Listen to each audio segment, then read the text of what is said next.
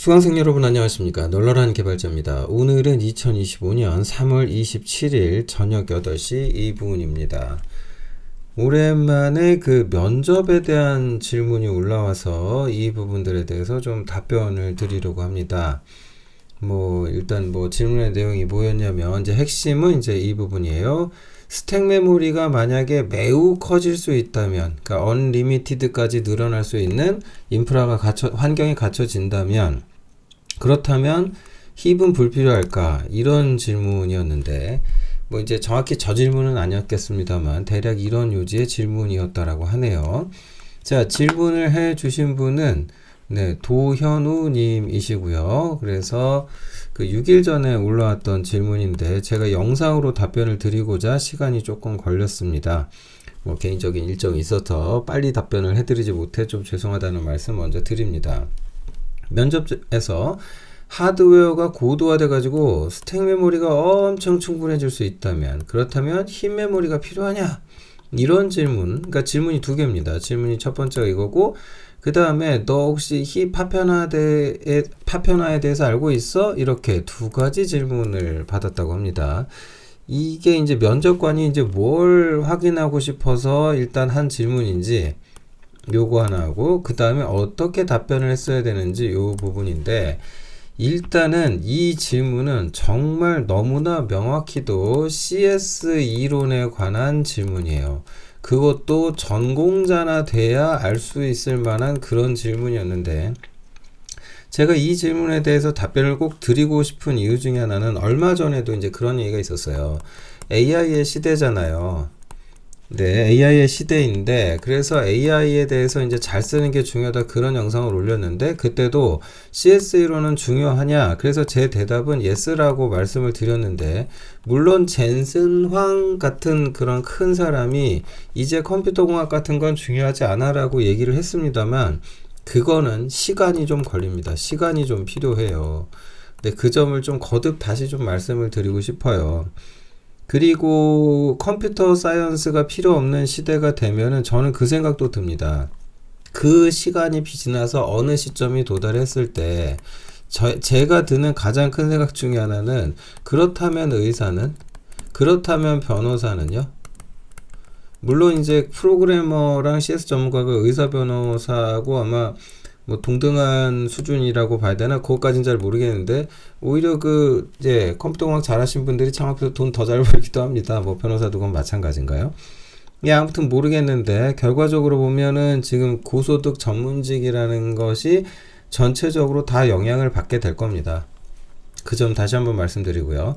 자, 그래서 일단 질문, 뭘 물어본 거였는지 좀 생각을 해봅시다. 결론은 CS 이론에 대해서 얼마나 잘 알고 있는지 전공자 수준의 질문이에요. 이런 거 이제 어디서 배우는 거냐면은 컴퓨터 구조론이 있죠. 그 다음에 운영체제론, 이런 데서 배워요. 그 중에서도 어디에 속하는 이제 가장 이론이다라고 말을 할 수가 있냐면, 가상 메모리 시스템에 관한 질문 좀 내용을 알고 있었다면은 좀 쉽게 대답할 수 있지 않았을까라는 생각도 듭니다.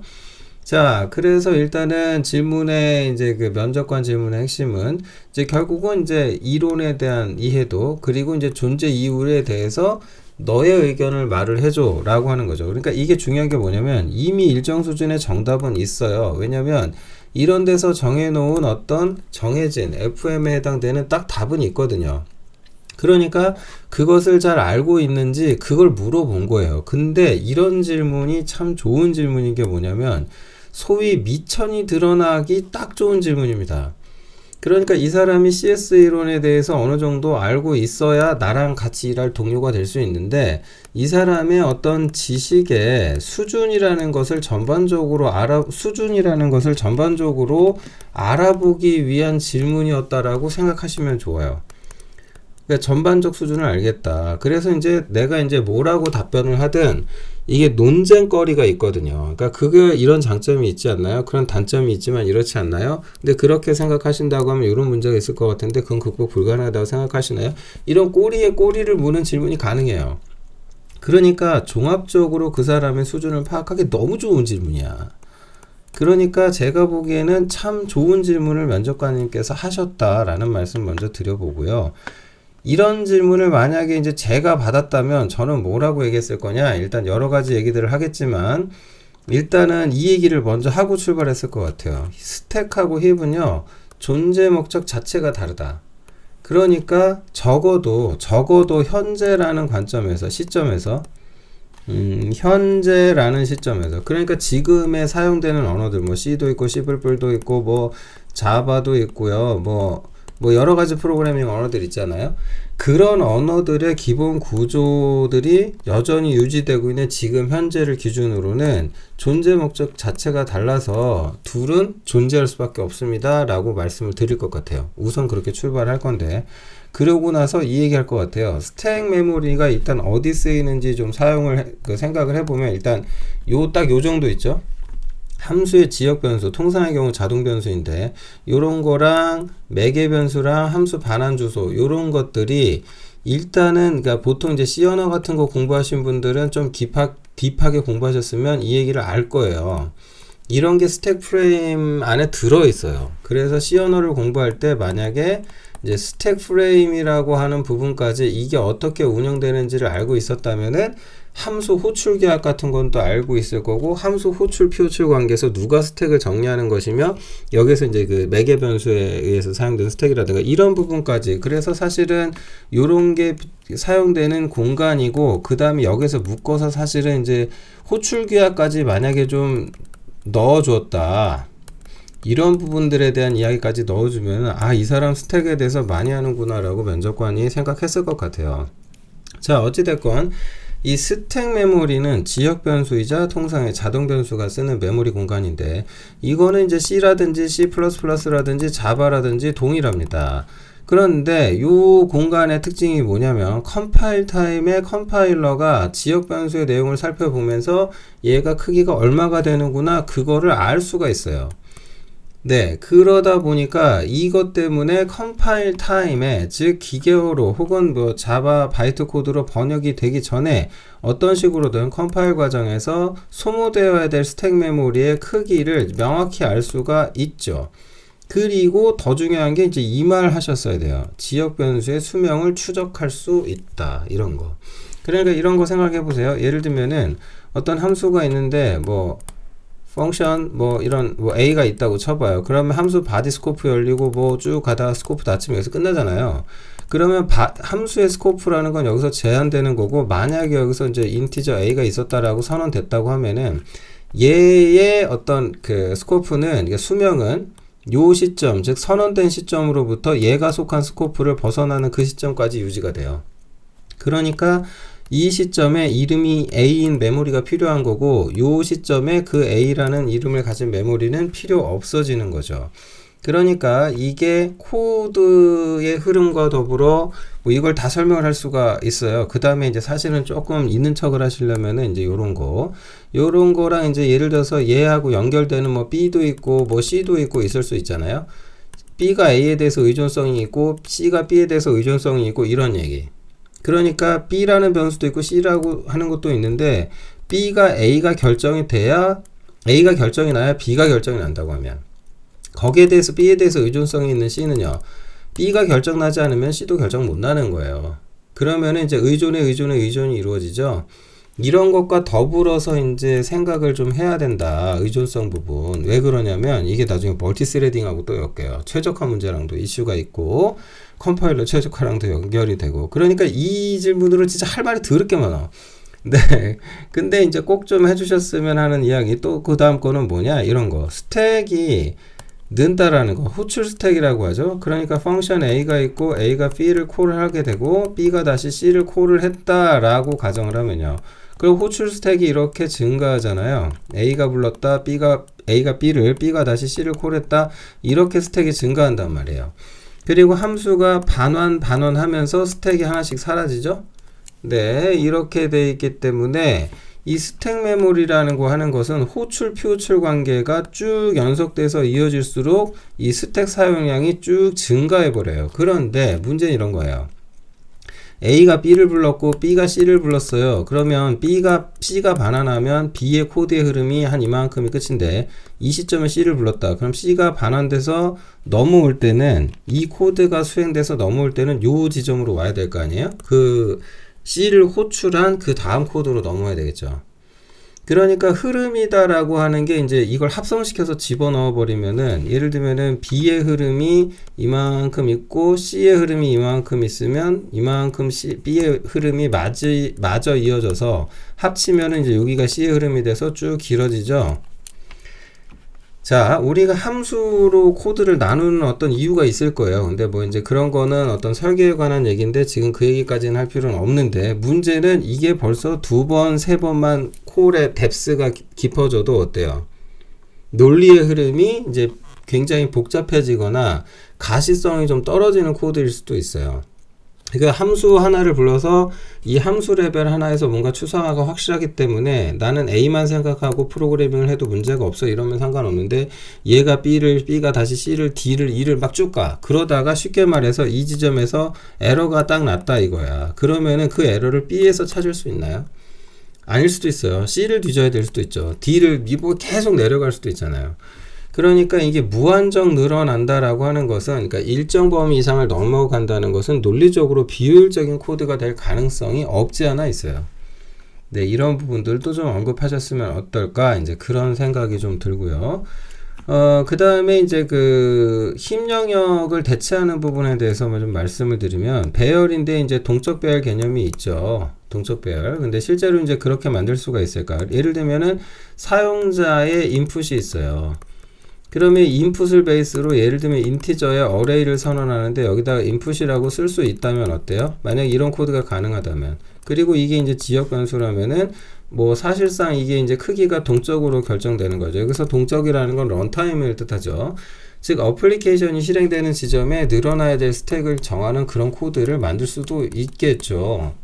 예, 이제 가변 길이 배열이 이제 될 수가 있을 텐데, 이런 부분들을 이제 뭐 언어 레벨에서 지원한다고 한다면, 뭐 이런 것들을 활용해서 힘 영역 일부를 조금 대체할 수는 있을 것 같은데, 근본적으로 이제 스택과 힙의 존재 자체는 그 목적이 다르기 때문에, 뭐 이제 그 대체하기는 좀 어려울 것이다. 근데 그 이유 중에 하나가 이제 이런 것도 있죠.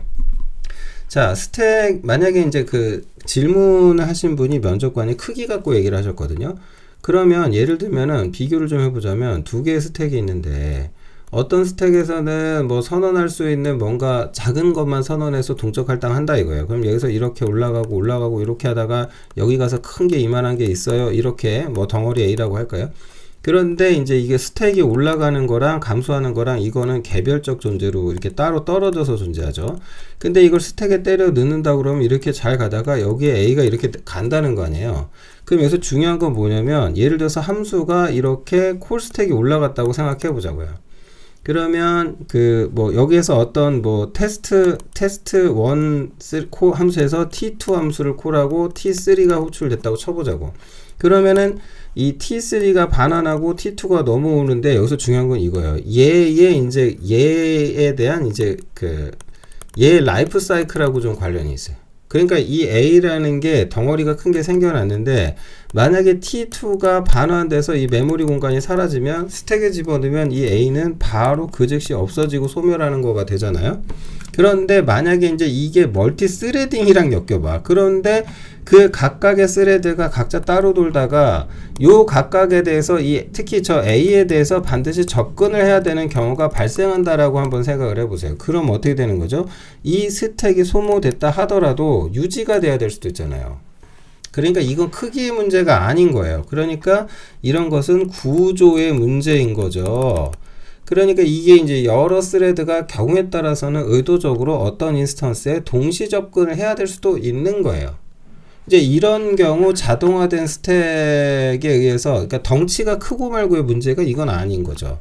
그러니까 스택이다라고 하는 것은 기본적으로 이제 자동화된 메모리 관리를 포함하게 되는데 함수 범위를 넘어서도 존재해야 되는 어떤 인스턴스가 있다면 기존의 스택 구조로는 관리가 안 되고, 이거는 특히 지금 멀티스레딩을 하지 않는 어플리케이션을 찾기가 쉽지 않을 만큼 멀티스레딩은 일반적인 구조란 말이에요. 이런 상황에 상황을 고려했을 때 결과적으로 어떤 모든 스레드가 접근할 수 있는 메모리 공간이 필요하다라는 거고, 스택이라는 것은 자동으로 관리되고 접근성을 따지자면 스레드 의존적인 지역적인 거잖아요. 그러니까 이런 부분들을 좀 어필을 하셨으면 어땠을까. 물론 이거 외에도 할 말이 참 많겠지만 이런 얘기를 하면 이제 또 면접관이 본인 생각 얘기하면서 뭐 티키타카를 좀 해볼 수 있겠죠. 어쨌든 이제 이런 단점이 있다, 장점이 있다라고 생각한다, 구조상 어떻다, 이런 말을 하셨으면 좋았을 것 같다. 그 다음에 이제 그 질문 중에 이제 힙의 파편화 얘기가 돼 있는데, 이 힙 메모리라고 하는 부분들, 그러니까 쉽게 말해서 이제 에몰록이죠. C 언어 배웠으면 이제 에몰록에 해당되는 건데, 그 메모리 얼로케이션 하는 이 에몰록 함수가요, 생각보다 이게 속도가 상당히 떨어집니다. 늦어요. 이게 느려요. 느립니다. 그래서 이게 이제 나중에 무슨 게임 서버 만드시는 분들 같은 경우는 에몰록을 하지 않아요. 그러니까 설계를 처음부터 해버려요. 예를 들어서 메모리 얼로케이트를 하는데 어떤 사용자가 접속을 할 때마다 이 사용자의 정보를 저장하기 위한 메모리 공간이 이만큼 있다고 쳐봐요. 그러면은 이렇게 되는 거예요. 이 사용자가 매번 접속을 할 때마다 메모리 할당을 하는 방법, 매번 이렇게 하는 방식이 있고요.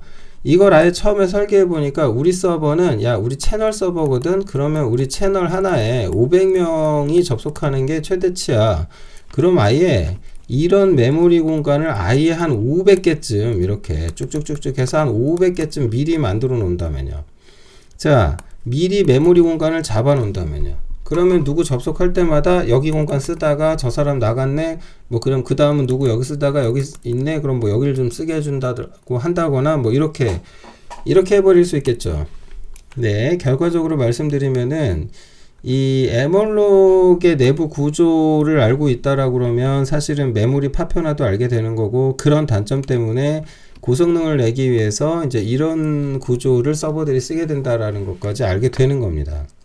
그 질문을 어떤 회사의 면접을 보셨는지 모르겠는데 이런 걸 물어보는 걸로 봐서는 저는 약간 그 생각이 들어요. 게임 회사 어디나든가 아니면 백엔드 인프라를 좀 굉장히 강력하게 만들어야 되는 좀 어떤 OS 시스템 레벨의 소프트웨어를 개발하는 부서에 지원하신 게 아니었나 싶어요. 자, 안 그럼 이런 거 안 물어볼 것 같은데. 자, 어쨌든 힙 메모리 파편화에 대해서 알고 있냐? 그러니까 프래그멘테이션, 뭐 우리말로 번역할 때 단편화, 파편화 뭐 이렇게 이야기를 합니다. 이거 뭐냐면은요, 메모리라고 하는 게 예를 들면 인티저 하나예요. 그러면 우리가 이거 4바이트 메모리 공간을 씁니다. 요거 다 안단 말이에요. 그럼 이제 문제가 뭐냐면 이런 거예요.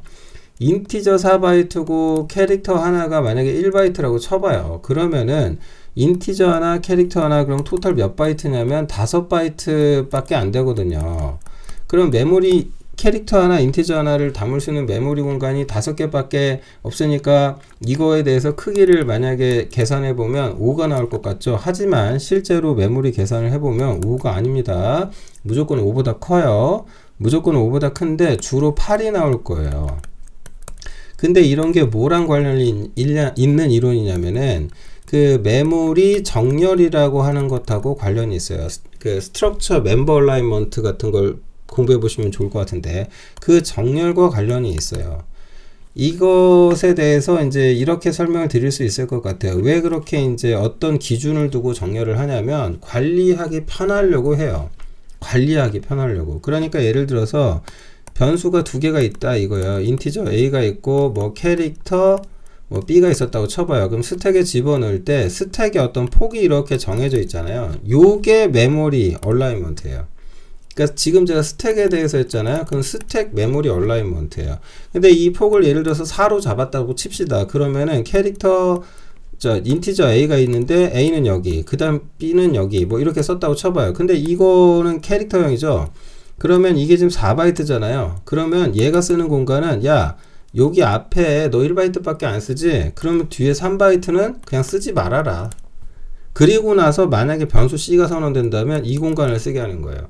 이렇게 낭비를 하게 될지는 모르지만 그렇다고 하더라도 메모리를 정렬하게 되면 이 폭을 버리고서라도 일정 폭으로 정확하게 잘라서 관리가 가능하죠. 운영 및 관리가 편안해집니다. 그래서 스택 메모리도 그렇고 모두 그렇고 다 메모리 정렬을 해요. 그리고 요거는 사실은 OS 레벨이나 하드웨어 레벨에서도 그래도 이미 그렇게 돼 있어요. 그래서 allocation 사이즈라는 것도 있고 페이지라는 개념도 있는데, 통상 이제 OS 레벨에서 페이지면은 요게 4KB 정도 됩니다. 킬로바이트요. 이게 그러니까 4096이죠. 4096 바이트예요. 그래서 여러분이 요거 실험해 보면은 이제 요런 거 해볼 수가 있어요. 메모장을 딱 열어요. 메모장을 열어가지고 거기에서 이제 여러분이 글자를 진짜 영문 한 글자만 딱 넣고 저장을 해봐요. 그러면 영문 한 글자가 저장된 거를 생각해 보면은 이게 1바이트밖에 안 되잖아요. 그러면 이거를 내가 a.txt라고 저장하면 얘 용량이 1바이트가 될 것 같죠? 이게 웃긴 게 뭐냐면은 얘의 용량은 1바이트가 맞아요. 그런데 실제로 디스크가 할당된 공간은 얼마가 나오냐면 4KB 나와요. 즉 여러분들이 4KB 미만, 즉 OS 레벨에서 쓰고 있는 페이지 단위 이하로 데이터를 쓰시게 되면은, 예를 들어서 이만큼이 4K다 라고 가정을 해봅시다. 이만큼이 만약에 이게 4KB 라고 쳐봐요. 만약에. 그러면 여기서 요만큼을 쓰든 이만큼을 쓰든 일단 이 덩어리 하나가 날아가는 겁니다. 예, 그러면 이 나머지 공간들은 쓰지 않고 낭비가 되겠네요. 네, 낭비가 됩니다. 이 공간은 죽은 공간이 돼요. 그래서 이런 걸 뭐라고 부르냐면 내부 파편이라고 그래요. 그러니까 이건 좋든 싫든 어쩔 수가 없어요. 그러니까 OS 레벨에서도 그렇게 하고 있기 때문에, 그러면 이걸 이제 메모리 동적 할당하고 엮어버리면은 더 골치 아파져요. 더 골치가 아파져요. 왜냐면은 메모리 공간이 있어요. 근데 여러분이 예를 들면 에몰록이나 뉴 같은 걸로 메모리를 할당을 한다. 어쩔 때는 요만한 거 할당할 때도 있고, 요만한 거. 그리고 또 어쩔 때는 뭐 이만한 걸 할당할 때도 있죠. 그리고 나서 뭔가를 더 할당하려고 봤더니 뭐 이제 여기 어디 하고 뭐 어디 하고 뭐 다 좋아. 그런데 이제 아주 큰 이만한 걸 할당하고 싶어. 그러면은 이걸 집어넣을 공간이 있어요, 없어요? 이제 없게 되죠. 네, 제한된 어떤 공간 내에서 연속적인 큰 공간을 찾기 어려워질 수도 있어요. 이렇게 되다 보면은 이 문제를 방지하기 위해서 이제 온갖 짓을 해야 돼. 야, 이거 들어갈 자리 있어, 없어? 아, 이렇게 하면 되겠다. 야, 이 자식을 빼. 야, 일단 얘하고 모아가지고 쩔로 이사 보내고 뭐 어떻게 한 다음에 이것도 절로 보내서 이렇게 쪼개서 놔두고 이렇게 남은 공간에다 뭐 집어넣을까? 이런 식으로. 그럼 메모리를 정리해야 되잖아요. 그래서 이제 그런 거를 이제 컴팩트라고 불러요. 컴팩트. 그래서 메모리 컴팩트에 대한 얘기까지 이게 묻는 질문이야. 참 살벌한 질문. 진짜 사람 지식 수준 지식 수준 알아보겠다고 너 한번 시간 줄게 떠들어봐. 얼마나 하나 좀 보자. 그런 질문이었죠. 네. 아무튼 외부 파편화가 나는 경우는 이게 이제 어떤 경우에 이제 저렇게 생길 수밖에 없냐면은, 여러분이 이제 에몰록을 하든 메모리 동적 할당을 하는데 유연산자를 쓰든 이렇게 되는 경우, 그럼 여기에 이제 할당되는 메모리의 사이즈가 있겠죠. 그리고 이제 이것의 인스턴스의 크기가 있을 거고, 이런 크기 문제에 따라 가지고 큰 덩어리를 많이 할당하고 지우는 거랑 작은 걸 짜잘짜잘하게 많이 할당하고 지우는 거랑 메모리 파편화의 경우가 달라져요. 그러니까 요거 생각 잘해야 돼요. 네, 그리고 웬만하면 운영체제에서 이제 이런 부분들을 알아서 관리를 좀 해주고 있거든요. 그런데 방금 말씀드린 것처럼 외부 파편화 부분은 이야기가 조금 다를 수도 있어요. 네, 이거는 이야기가 좀 달라질 수 있다. 그래서 이제 아까 이제 뭐 게임이나 이런 거 설명으로 잠깐 말씀을 드렸는데, 미리 그냥 만들어 놓는 이런 방식이 좋을 수도 있다. 이런 거 참고하시기 바랍니다. 그래서 이제 뭐 이거 어떻게 해결해야 되냐 그러면은, 사실은 이제 아까 이제 제가 방금 말씀드린 것처럼 이제 그 게임 서버 같은 거 개발할 때 배열처럼 미리 할당한다. 그러니까 이제 게임 서버에서 사용자가 접속자가 몇 명이냐, 그러면 뭐 100명이면 100명이다. 한 사람 정보 담는데 이만큼이야. 그럼 메모리 공간을 이렇게 생긴 거를 100개를 미리 쫙 확보를 해 놓는 거예요. 그냥 쫙 확보를 해 놓고, 누가 왔으면 여기 쓰고 그 다음 여기 쓰다가 뭐 그 다음은 또 여기 쓰고 저기 쓰고 쭉 가다가 누가 로그아웃을 했어요. 얘에게 로그아웃이 된 거야. 그럼 회수. 그래서 누가 그 다음 사람이 와. 그러면은 이 공간을 다시 쓰게 해서 오버라이트 하던가 뭐 이렇게 가는 거죠. 그러니까 덩치 큰 메모리를 할당해서 배열처럼 단순한 구조로 만들어 씀으로써 조금 더 이제 유리하게 메모리를 파편이 발생 안 되고 촘촘하게 꽂아 쓸 수는 있죠. 이렇게 하면 이제 장점이 많습니다. 대신에 단점은 뭐냐면 이걸 매번 쓸 수 있는 구조가 아니에요. 특히 이제 중요한 게 그거죠. 최대 크기가 이미 정해진 상황이라면 이런 구조로 해도 돼요. 괜찮아요. 해볼만 하죠. 충분히. 근데 이제 최대 크기가 들쭉날쭉 한다. 이러면 이제 어떻게 해야 되냐? 그럴 때는 가비지 컬렉터, 그러니까 JVM의 가비지 컬렉터 같은 요런 시스템을 차용을 하시면 좋겠는데, 이게 뭐냐면은, 그래서 JVM을 구현하라는 건 아니고, JVM 메모리 구조에서 이제 마크 앤 컴팩트 개념이 있어요. 그러니까 이게 뭐냐면은, 가비지 컬렉터라는 게 자바에서는요, new 해가지고 어떤 인스턴스를 생성을 할 수는 있죠. 그렇게 해서 만들어진 인스턴스, 메모리 공간을 어딘가 막 쓸 수 있을 거고, 크기에 따라서 이제 각각 크기도 이제 말 그대로 제각각일 텐데, 얘네들이 메모리 공간을 쓰다가 얘네들을 이제 가비지 컬렉터라고 하는 JVM의 구성 요소가 의존성이라든가 이런 걸 잘 판단한 다음에 참조계수 따져갖고, 아, 이거 안 쓰이는구만. 요 놈도 안 쓰이네? 자, 그러면 안 쓰이는 놈들 마크 다 했나요? 오케이. 그럼 전부 다 회수. 이렇게 지워버리거든요. 그래서 남은 공간이 확보됐다. 이렇게 돼요.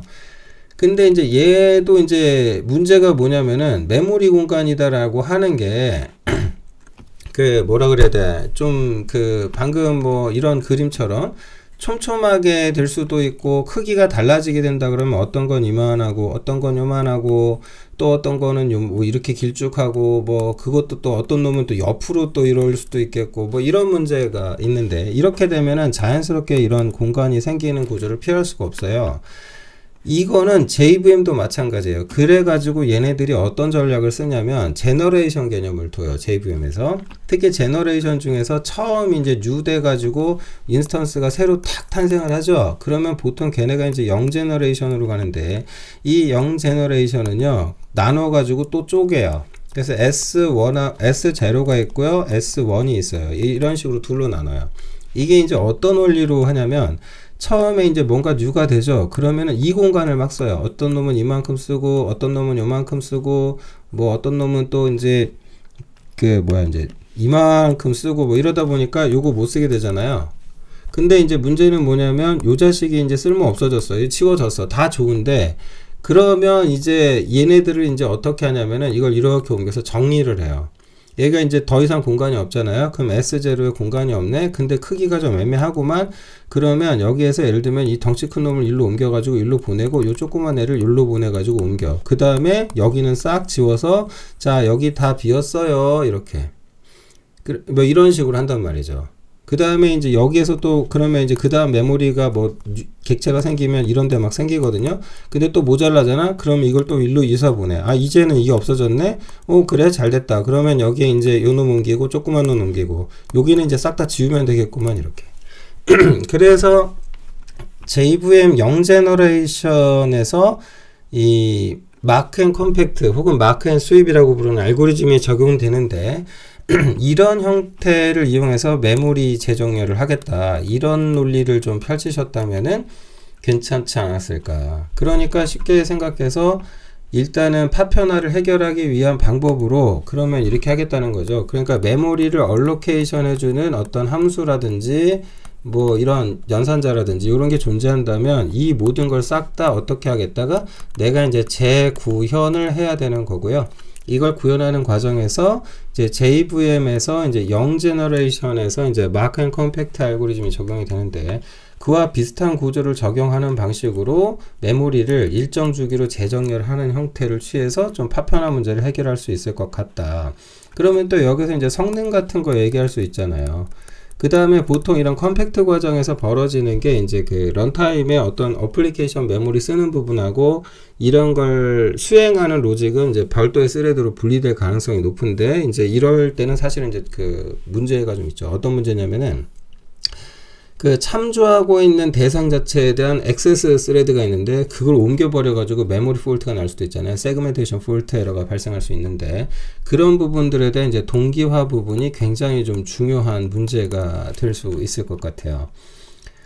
근데 뭐 그거는 뭐 이제 그런 것 같다라는 어떤 의견 정도만 좀 주시면 되지 않을까 싶고요. 그래서 이렇게 처리하면은 좀 해결될 것 같다, 뭐 이런 말씀을 하셨으면 어땠을까 생각이 듭니다. 그 외에도 이제 알려진 그 뭐 컴퓨터 공학상의 이제 전략들이 있는데 베스트 핏, 월스트 핏 뭐 이런 게 있어요. 뭐 그래서 이제 뭐 이런 거 좀 찾아보시면 좋겠는데 파편화를 줄이려고 이제 맞는 공간 찾아 들어가고 이러다 보면은 할당 시간이 이제 크게 증가한다는 단점이 있죠. 그러니까 효율을 포기하고, 그러니까 성능, 속도, 반응 속도를 포기하고 메모리 운영 효율을 얻을 건지, 이거는 이제 전략에 관한 문제고, 그러니까 설계에 관한 부분이죠. 어떻게 할 건지에 관한 부분이다. 뭐 이런 정도로 좀 말씀을 드리면 어떨까. 짧게 하고 싶었는데 드리고 싶은 말씀이 최대한 짧게 한다고 한 게 30분이네요. 좀 어쨌든 좀 이런 의견을 드려봅니다. 참 좋은 질문이었다라는 거 다시 한번 말씀을 드리고, 그러니까 이런 질문은 진짜로 그냥 그 질문 면접을 보시는 분이 CS 이론 어디까지 얼마나 아는지 그냥 그 깊이를 측정하기 위한 질문이었다라는 것으로 이해하시면 좋겠다. 그리고 답변은 지금 제가 말씀해드린 정도면은 그래도 충분하지 않았을까. 그리고 이제 면접 시간을 그러면 지금 제가 떠들듯이 떠들면 대략 한 30분은 혼자 떠들게 되지 않습니까? 네, 뭐 그렇게 될 수 있겠네요. 네, 어쨌든 뭐 충분한 답변이 됐을지는 모르겠는데 요 정도로 하시면은 그래도 뭐 면접관 입장에서는 뭐 나쁜 점수를 줄 것 같지는 않다, 그런 생각이 드네요. 자, 취업 준비하시느라 바쁜 우리 취준생 분들께 도움을 드린다는 관점에서 좀 제 의견을 좀 드려봤습니다. 뭐 AI 시대죠. 네, 다 좋은데요. 어쨌든 이 시대가 오고는 있지만 또 지금 시대를 또 우린 또 살아내야 되지 않습니까? 각자의 생존 전략 또 잘 좀 생각해 봐야 되는 그런 시기가 아닌가 생각이 됩니다. 저녁 늦은 시간이 다가오고 있네요. 평안한 저녁 시간 보내시기 바라면서 영상 마치도록 하겠습니다. 고맙습니다.